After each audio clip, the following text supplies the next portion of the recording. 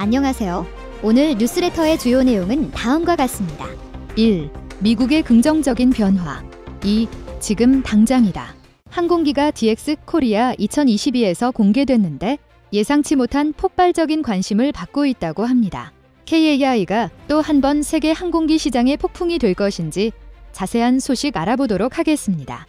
지난 16일 폴란드와의 4조 원 규모 FA50 수출 이행 계약이 성사되었다는 소식이 들려왔습니다. 총 48대의 FA50 수출 계약으로 2011년 T50 수출을 시작한 이래로 사상 최대 규모이자 총 48대의 FA50 수출 계약으로 2011년 T50 수출을 시작한 이래로 사상 최대 규모이자 이번 계약에 따라 KAI는 12대를 2023년 말까지 폴란드에 인도하고 나머지 36대는 2025년 하반기부터 순차적으로 납품할 예정입니다.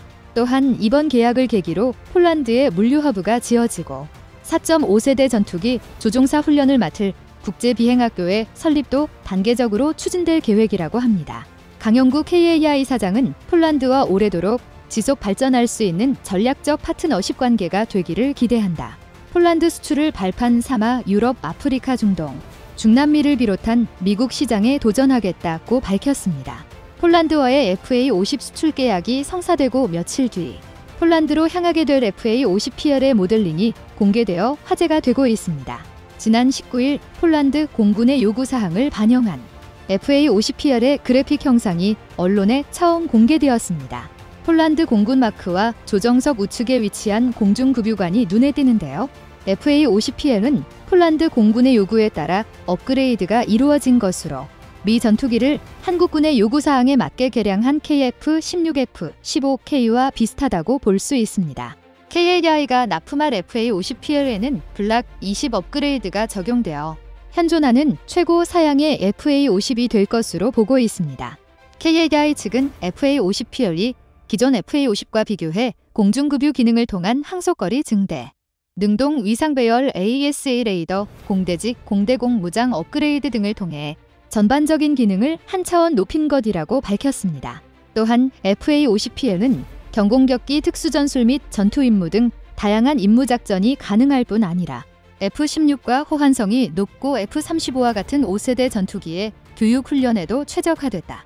앞으로 향후 폴란드 공군의 전투, 조종사 양성과 전력 증강에 기여하는 핵심 기조로 활약이 기대된다고 설명했습니다. 이번 업그레이드에서 특히 공중급유 기능이 눈에 띄는데요. 전투기의 항속거리를 늘리기 위한 필수적인 기능으로 우리 군에서도 FA50에 대해 요구해온 사항이었습니다. FA50은 성능에 비해 항속거리가 짧다는 게 항상 단점으로 지적되어 왔었는데요. 이를 개선하기 위해 외장 연료 탱크를 달거나 공중급유 기능을 장착하든지 해야 했었는데 KAI에서는 두 가지 방안 모두를 선택했습니다. 외장 연료 탱크도 크게 달고 공중급유 기능까지 추가한 것이죠. FA50PL에는 300갤런짜리 외장 연료 탱크가 장착되고 공중급유 기능이 추가되어 작전 반경이 비약적으로 늘어나게 되었습니다. 공중급유 방식에는 플라잉 분 방식과 프로브 앤드 로그 프로브 앤드 드로그 방식 두 가지가 있는데 FA50에는 프로브 앤드 로그 방식이 적용될 예정입니다. 플라잉 분 방식은 공중급유기 꼬리에 급유용 파이프를 통해 연료를 공급하는 방식으로 한국군의 F-15K, KF-16에 적용되어 있는 방식입니다. 급유관이 굵어 더 많은 양의 연료를 빠르게 공급할 수 있어 대형 공중급유기를 주로 운용하는 미군에서 선호하는 방식입니다. 단점은 공중급유기의 체급이 최소 수송기 정도로 귀하하고 동시에 한 대의 항공기만 급유가 가능하다는 것이죠. 프로브 앤드 로그 방식은 급유용 호스를 길게 늘어뜨려 항공기에 급유관 프로브의 깔때기 모양의 드러그에 맞추어 연료를 공급받는 방식입니다. FA-18EF와 같은 중소형 항공기에도 장착해 급유기로 활용할 수도 있고 대형 급유기의 경우에는 여러 개의 드러그를 달아 두세 대의 항공기를 동시 급유하는 것도 가능합니다. 단점은 급유 속도가 상대적으로 느리고 급유관인 프로브를 반드시 조종석 앞쪽으로 내놓아야 하므로 내부 공간에 영향을 미치고 스텔스 성능을 저하한다는 점입니다. 물론 스텔스를 고려하지 않은 FA50에는 문제가 되지 않습니다. 현재 한국군에서 운용하는 KC-330 시그너스 다목적 공중급유기는 두 방식 모두 급유가 가능합니다. 작전 범위가 넓어진 점도 주목받았지만 역시 군사 전문가들이 가장 주목한 부분은 FA-50P의 AESA 레이더 탑재 여부였습니다. 현재 FA-50에는 이스라엘 ELTA사의 ELM2032 기계식 레이더가 탑재되어 있는데요. 이 또한 동급 대비 상당히 우수한 레이더이지만 KAI는 AESA 레이더를 탑재하고 공대공 미사일을 통합해 FA-50의 BVR식의 외교전 능력을 확보할 계획을 세웠습니다. KF-21에 탑재될 국산 AESA 레이더를 소형화하여 FA-50 블락 20에 탑재할 예정이었는데 예상치 못한 폴란드 수출로 미국산 AESA 레이더를 탑재하기로 했었죠. 그런데 막상 미국에서 AESA 레이더와 암람 통합의 허가를 내주지 않아 전전긍긍하고 있었는데 열받은 한국에서는 수출형 FA-50P라도 국산 AESA 레이더를 탑재해버리겠다고 발표했습니다. 폴란드의 여러 매체에서 FA-50P에는 LI 지넥스1에 AESA 레이더가 탑재될 거라는 기사가 보도되었습니다. 미국이 암람 통합을 거부하며 KF-21에는 미티어 미사일이 장착됐었는데 FA-50에도 LIG 넥스1의 AESA 레이더와 통합해서 탑재될 수 있다는 가능성이 제시되었죠. 관계자의 발언에 따르면 미국의 AESA 레이더를 도입하기 위해 이런저런 협의가 이루어지고 있었으나 내부적으로는 국산 AESA 레이더를 밀어주고 있었다고 합니다. 애초에 수출이 시급하지 않았던 블락 20은 국산 AESA가 탑재되는 게 확정이었는데 굳이 미국산을 쓸 필요가 있냐는 것이었죠. 수출되는 FA-50P에 장착될 AESA 레이더를 팔아 한몫두둑이 챙길 생각에 싱글벙글하던 미국은 수출 사업에서 완전히 빠지게 될 위기에 처해버렸다는 소식에 그제야 AESA 레이더와 암람 통합 허가를 내주었습니다. 미국 AESA 레이더를 제조하는 미국 4대 방산기업인 레이시온과 노스럽 그루먼에서는 다급히 제안서를 들고 KAI를 찾아왔다고 합니다. 이제 주도권이 완전히 한국으로 넘어오게 된 것입니다. 조금 더 시간을 들여 국산 AESA를 탑재하든 좋은 조건으로 미국의 AESA 레이더를 아예 탑재하든 원하는 선택을 할 수 있게 됐습니다. 이번 개조를 통해 세계 전투기 시장에서 FA-50의 위치가 공고해질 것 같은데요. 빈자의 F-16이라는 소리가 나올 만큼 저렴한 가격의 멀티를 전투기급의 성능을 보여주는 전 세계를 뒤져봐도 유례없는 항공기가 완성돼가고 있습니다. 판버러 에어쇼에 참가한 KAI의 조울의 상무는 FA-50은 점진적으로 성능을 업그레이드해 다목적 멀티를 전투기로 다시 거듭 태어났습니다. FA-50은 공대공 정밀무장 항속거리를 늘리는 공중급유 시스템을 장착한 최신의 전투기급 항공기가 되었습니다. 유럽과 아시아, 미국 시장에 도전해 천대 수출을 목표로 한 단계 성능을 향상할 것입니다 라고 말하며 세계 시장으로 뻗어나가기 위해 최선을 다하겠다는 포부를 밝혔습니다. 그런데 FA-50이 완전히 새롭게 탈바꿈했다는 소식에 FA-50을 태자서 전투기의 경쟁자로 여기던 인도에서는 분통을 터뜨리고 있다고 합니다. 말레이시아에서 전투기 도입 사업을 두고 한국과 경쟁 중이던 인도에서는 어떻게든 태자그를 말레이시아에 팔아보겠다고 언론이 나서 FA-50을 깎아내리고 중상모략을 일삼아 왔었는데요. 지적하던 부분들이 FA-52 전용 외장 연료 탱크가 없다는 점과 공중급유를 할 수 없어 작전 범위가 좁다는 점 그리고 AESA 레이더와 공대공 미사일의 통합 작업이 이루어지지 않았다는 점이었습니다. 당시에는 뭐 사실이니 어쩔 수 없나 싶었지만 KAI는 물밑에서 폴란드와 손을 잡고 FA-50을 완전히 새로운 전투기로 뜯어고치고 있었던 겁니다. 이를 모르던 인도에서만 탭 자습이 이길 수 있다고 설레발을 치던 것이었죠. KAI에서는 FA-50의 공중급유 기능을 도입한 김에 공중급유기도 우리 손으로 만들어 보려는 것 같은데요. 최근 KAI에서 새롭게 개발 중인 항공기들이 공개되었습니다. 이번 DX 코리아 2022에서 다양한 한국의 신무기들이 공개되어 주목받고 있는데 의외로 가장 큰 화제를 몰고 온 건 다름 아닌 KAI에서 개발 중인 다목적 수송기였다고 합니다. 국군의 수송기 수요에 따라 KAI에서 국산 다목적 수송기 개발 사업을 진행 중이었고 그 모형이 이번 박람회에서 첫 공개되었습니다. 지금까지 해외 항공기에 의존해왔던 해상 초계기, 공중급유기 등의 특수 임무기의 대형 플랫폼 역할까지 국산 항공기로 대체할 수 있어 기대가 큰 사업인데요. 수송기의 특이한 도색에 관심이 집중되고 있습니다. 수송기의 둥그런 동체와 흰색과 검은색의 도색이 만나 마치 범고래와 같은 모습의 수송기 모형이 공개되었습니다. 벌써 수송기를 두고 드라마 운영 후에서 나오는 고래 같다며 KAI 관계자는 범고래 도색은 1년 전에 만들어 놓은 도색이었다. 현재 한국군의 소요에 비해 운용하고 있는 수송기가 너무 적다는 목소리가 높았기에 수요를 충당하고 항공기 사업을 확장하기 위해 한국형 수송기 사업이 시작되었는데요. 기존 운용 중인 시 130전술 수송기와 달리 프로펠러가 아닌 제트 엔진을 적용하였고 크기도 훨씬 커져 속도와 수송 능력이 대폭 향상될 예정입니다. KAI 측은 수입 항공기에만 의존하고 있던 수송기를 국산으로 대체해 유지 정비 비용을 아끼는 건 물론 세계 수송기 시장을 공략하는 것을 목표로 하고 있습니다. 항공기 하나 없던 나라가 어느새 유럽에 첨단 전투기를 수출하게 됐습니다. 세계 유수의 항공기 제작사들과 비교하자면 이제 막 첫발을 뗀 셈이지만 한국인의 집념을 우습게 보았다가는 금세 따라잡히고 말 겁니다. 세계 1위가 되는 그날까지 KAI의 선전을 기원합니다. 미국 중간선거에서 공화당의 하원 과반 의석 확보가 거의 확실시되고 있고 상원도 주도권을 탈환할 가능성이 제기되고 있습니다. 공화당이 실제로 양원에서 다수 의석을 확보한다면 지난 8월 발효된 인플레이션 감축법 IRA에 담긴 일부 조항 폐기부터 추진할 것이란 관측이 나옵니다.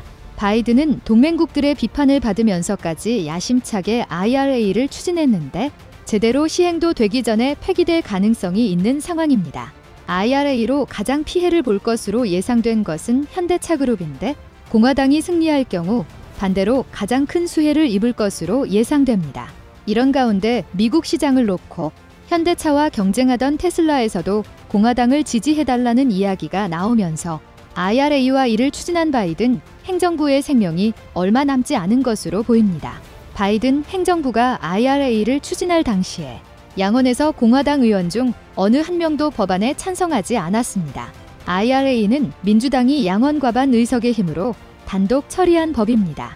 바이든 대통령은 당시 인플레이션과 유가 급등으로 지지율이 바닥을 향하고 있었습니다. 이를 반전시키기 위해 무리하게 IRA를 통과시켰고 한국을 비롯한 이후 일본 등 동맹국들의 비판을 받았습니다. 이런 비난에도 불구하고 바이든 대통령은 연일 IRA를 민주당의 성과로 홍보하고 나섰습니다. 이런 상황에서 공화당은 2024년 대선을 고려해 가장 먼저 바이든 업적 폄하에 나설 것으로 예상됩니다. 공화당이 승리할 경우 자연스럽게 IRA를 폐기하거나 그에 준하는 대응에 나설 것으로 예상이 가능한 것입니다. 실제로 공화당은 IRA 내 특정 의약품 가격 인상 제한과 법인세 인상 조항의 거색에 반발하고 있으며 자국 자동차 업체들마저 준수하기 어려운 요건의 전기차 보조금 조항을 지적하고 있습니다. 미국의 대표 전기차 회사인 테슬라조차 보조금 대상이 될 수 없을 정도입니다. 이런 가운데 한국을 비롯한 세계 자동차 업계는 양원을 장악한 공화당이 전기차 세제 혜택 조항을 어떻게 손볼지 관심을 갖고 지켜보고 있습니다. 미국의 정치 구조상 이미 제정된 법을 폐기하기란 어렵습니다. 공화당이 단독으로 법 폐기안을 가결해도 최종 승인 권한이 있는 바이든이 거부권 비토를 행사할 수 있기 때문입니다. 만일 공화당이 상원에서 절대 안정 의석 과반수인 60석을 차지해 3분의 2 이상이 법 폐기안에 찬성한다면 가능하지만 공화당이 상원을 장악한다고 해도 민주당과 의석수 차이가 크지 않을 것이란 전망도 나옵니다. 이에 공화당은 개별 조항을 개정하거나 폐기하는 작업에 착수할 것으로 예상됩니다. IRA에는 전기차 보급 대책의 일환이며 전기차 1대당 최대 7,500달러에 약 1,063만 원 이르는 세액공제 형태의 보조금 지급 조합을 포함하지만 까다롭습니다. 미국에서 판매되는 한국산 전기차 대부분이 한국에서 생산되고 있기 때문에 이와 관련해 우리 정부는 일부 조립 공정을 북미에서 진행해도 요건이 충족되도록 최종 조립의 정의를 완화해 해석해줄 것을 타진하고 있습니다. 전기차 북미 최종 조립 요건의 경우 우리나라를 비롯해 이후 일본 등 미국 동맹들도 크게 반발하는 사안이어서 적어도 한시적으로 요건 적용 유예가 가능할 것으로 예상됩니다. 조지아주를 기반으로 하는 라파엘 원고 민주당 상원의원은 지난 9월 29일 미국을 위한 합리적인 전기차 법이란 IRA 법 조항 수정안을 상원에 제출했습니다. 미국 내 설비를 투자한 기업의 경우 최종 조립을 반드시 북미에서 하지 않아도 된다는 예외 조항을 두는 방식입니다. 원고 상원의원이 대표하는 조지아주는 현대차가 전기차 전용 공장 설립 투자를 한 곳으로 민주당에서조차 IRA에 무리가 있다고 인정하고 있는 것입니다. 현대자동차그룹은 전기차의 북미 최종 조립이란 요건을 오는 2026년까지 유예하고 배터리 부품 광물의 일정 비율 이상이 미국산이어야 한다는 요건 적용도 오는 2025년까지 유예하길 원하고 있습니다. 공화당이 두 팔 껐고 수정 법안을 내놓을 가능성이 큽니다. 린지 그레이엄 공화당 상원의원은 지난달 20일 공화당이 상원을 장악한다면 전기차 배터리 요건 문제와 업계의 고충을 듣는 청문회부터 열겠다고 약속했습니다. 그는 배터리 부품을 온전히 국내에서 조달하는 것 자체가 불가능하다며 우리는 언젠가 중국과 마주 앉아 협상해야 할 날이 올 것이라고 해서 조항 수정이 꼭 필요하다고 강조했습니다. 또한 그는 전기차 보급을 위해서는 전국의 충전소 설치가 우선돼야 하는데 그 많은 전기를 발전사들이 감당할 수 있겠냐면서 전력회사 대표들과도 전기차 보급에 따른 전력 소모 예상치와 대책 등에 대해 논의할 계획이라고 말했습니다. 정치 전문 매체인 폴리티코는 배터리 부품 요건의 경우 충족할 수 있는 자동차 업체가 한 곳도 없다면서 미국은 세계 리튬이온 배터리 생산의 불과 8%를 차지한다. 중국은 무려 76%다라고 꼬집었습니다. 미국의 전기차 기반 시설 업체 빔 글로벌의 데스먼드 위클리 최고 경영자 CEO는 우리는 미국 업체로서 되도록 미국산을 쓰려고 하지만 배터리 부품과 광물의 출처를 알기란 사실상 매우 어렵다. 국산인 줄 알고 썼다가 제3자의 고발로 요건을 충족하지 못하게 될 수도 있다. 마치 지뢰밭 같다고 분통을 터뜨렸습니다. 한국 기업들은 IRA를 계기로 이미 캐나다와 호주 등에서 리튬 등 주요 광물의 확보에 나섰지만 미국 기업들은 여전히 배터리 산업에서 경쟁력이 부족합니다. 이처럼 IRA는 미국 내에서도 불만을 크게 사고 있는 법안입니다. 이런 상황 속에서 AP통신은 공화당 후보들이 민주당의 전기차 보조금 정책을 비판하는 내용의 광고를 전면으로 내세우고 있다고 보도했습니다. 일례로 네바다주의 공화당 상원의원 후보 애덤 렉설트는 폭염으로 전기 공급이 제한된 상황이라 전기차를 충전하지 못하는 상황을 TV 광고로 송출했습니다. 민주당 선거 전략가 찜 맥기도 올해 선거에서 전기차 세액공제 혜택이 인플레이션과 경제 상황과 엮어서 공화당이 공격할 구실이 될 수 있다고 지적했습니다. 미국 평균 전기차 가격은 6만 5천 달러로 비싼 데다가 미국인들의 관심이 크지 않기 때문입니다. AP통신의 여론조사 결과 보조금 혜택을 받을 수 있다면 향후 3년 안에 전기차를 구입하겠나? 는 질문에 그럴 의향이 없다고 한 응답자가 약 70%로 나타났습니다. 자신이 민주당 지지자라고 밝힌 응답지도 37%만 구입할 의향이 있다고 답했으며 공화당 지지자 사이에서는 16%만 긍정적으로 답했습니다. 트럼프 전 대통령은 무리한 전기차로의 전환은 미국 자동차 산업의 종말로 이어질 수 있다고 종종 주장하기도 했는데 공화당이 양원을 장악하면 적어도 자국 자동차 업계도 반발하는 배터리 부품 요건만큼은 어느 정도 손을 쓸 것으로 예상됩니다. 이런 가운데 테슬라를 이끄는 일론 머스크가 공화당에 투표하라고 촉구하고 나섰습니다. 머스크는 7일 자신의 트위터 계정에 공유된 권력은 민주공화당 양당의 최악의 권력 과잉을 억제한다며 따라서 대통령이 민주당이라는 점을 고려하면 의회의 경우 공화당에 투표할 것을 무소속 선양 유권자들에게 추천한다고 썼습니다. 그는 민주당과 공화당의 강경파 지지자들은 절대 반대편에 투표하지 않기 때문에 무소속 유권자들이 실제로 누가 의회를 책임질지 결정하는 사람들이라며 무소속 유권자들의 투표 참여를 강조했습니다. 로이터 통신은 머스크의 이번 트윗은 주요 소셜미디어 플랫폼 수장이 미국의 한 정당을 노골적으로 지지한 첫 번째 사례라며 머스크가 트위터를 장악한 뒤 불과 며칠 만에 조 바이든 대통령 반대자들에게 힘을 실어줬다고 진단했습니다. 머스크는 2016년과 2020년 대선에선 민주당을 지지했다고 밝힌 바 있으나 바이든 행정부와 계속해서 충돌하자 공화당 지지로 돌아간 것으로 알려졌습니다. 전기차 세금 정책과 IRA를 통한 보조금 문제를 두고 바이든 대통령과 엘리자베스 워런 상원의원 등 민주당 진보성향 의원들을 여러 차례 조롱한 이력이 있습니다. 실제로 IRA와 관련해 미국산 전기차에 대한 혜택도 제한적일 수 있다는 전망이 나옵니다. IRA의 보조금 요건 중 차량 가격 소득 등의 조건으로 인해서 혜택은 제한적으로 적용될 수 있다는 것입니다. 한국무역협회 KITA 국제무역통상연구원은 미국의 신공급망 재편 전략과 IRA 전기동력차 보조금 규정, 통상적이지 않은 통상 파워트 3 보고서를 내놨습니다. 보고서에 따르면 미국은 IRA의 전기동력차 보조금 규정을 통해서 북미에서 최종 조립된 전기동력차에 대해서만 최대 $7,500의 세액공제 혜택을 제공하도록 해 전기동력차 및 배터리 산업 육성과 자국 중심의 공급망 내재화를 동시에 시도하고 있습니다.